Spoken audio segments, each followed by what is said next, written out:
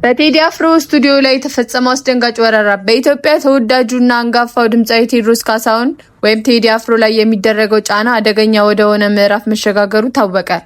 ትላንት ምሽት በታዋቂ ድምጻዊ የግል ስቱዲዮ ላይ የተፈጸመው ድርጊት የኪነ ጥበብ አፍቃሪያንና ሕዝቡን ትኩረት ስቧል። የአይን እማኞችና ጉዳዩን ቅርበት ያላቸው ድምጻዊዎች እንደገለጹት ድርጊቱ የተፈጸመው በሲኤምሲ አካባቢ በሚገኘው የቴዲ አፍሮ የግል ስቱዲዮና ቢሮ ላይ ነው።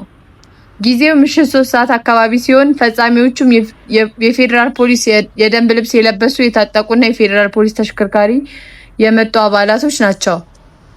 ታጣቂዎቹ ወደ ስቱዲዮ ለመግባት የህንጻውን ጥበቃ ወይም ዘበኛውን በከፍተኛ ሁኔታ በመደብደብና ኃይል በመስበር መግባታቸው ተረጋግጧል። የተወሰዱት ንብረቶችና የጥበብ ማህደሩ አደጋ። ይህ ጥቃት ተራ ስርቆት ወይም ዝርፊያ ሳይሆን የኪነ ጥበብ ባለሙያው አእምሯዊ ንብረትና ኢላማ ያደረገ መሆኑ ተገልጿል። ሰብረው የገቡት አባላትም የሚከተሉትን ንብረቶች ወስደዋል። አንደኛ 2 ላፕቶፖች፣ ለህዝብ ጆሮ ያልደረሱ አዳዲስ የሙዚቃ ስራዎችና ግጥሞችና ጥብቅ ሚስጥራዊ የጥበብ ፋይሎችም አሉባቸው። ሁለተኛው የሙዚቃ ማቀናበሪያ መሳሪያዎች ናቸው። ሶስተኛ ስፒከሮችና ሌሎችም የቴክኒክ ዕቃዎች ናቸው።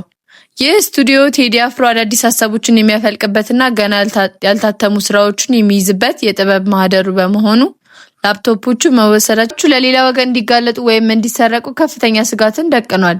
ድርጊቱ በህግ ባለሙያዎች ዘንድ ከፍተኛ ትችትን እያስተናገደ ይገኛል። የህግ አስከባሪዎች አባላት ያለ ፍርድ ቤት ትዕዛዝ በምሽት የዜጎችን ስራ ቦታ መስበራቸው ህገወጥ ነው ያስብለዋል። ጥበቃዎችን መደብደብና እንዲሁም ንብረትን ማውደም ከፍተኛ የህግ አሰራር ውጪ መሆኑን ያሳያል። ይህ እርምጃ በሀገሪቱ የፍትህ ስርዓት ላይ የዜጎችን ደህንነት ላይ ትልቅ ጥያቄ ምልክትን ጥሏል። ቴዲ አፍሮ በኢትዮጵያ ሙዚቃ ውስጥ ካለው ከፍተኛ ተጽዕኖ አንጻር ይህ ጥቃት ከኪነ ጥበብ ነጻነት ላይ የሰነዘረው አደጋ ተደርጎ እየታየ ነው።